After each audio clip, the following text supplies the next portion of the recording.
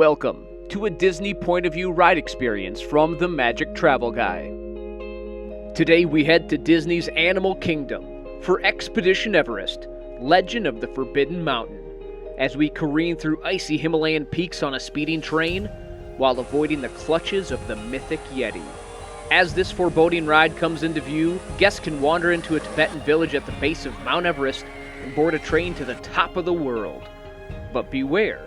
Some say a legendary snow monster lives deep in the mountain. After a steep ascent, your train picks up speed and races into the darkness. Without warning, a broken and twisted track appears in front of you. Brace yourself as you plummet backward into total darkness.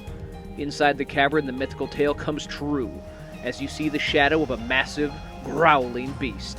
Race to escape the cursed mountain before the Yeti claims another expedition.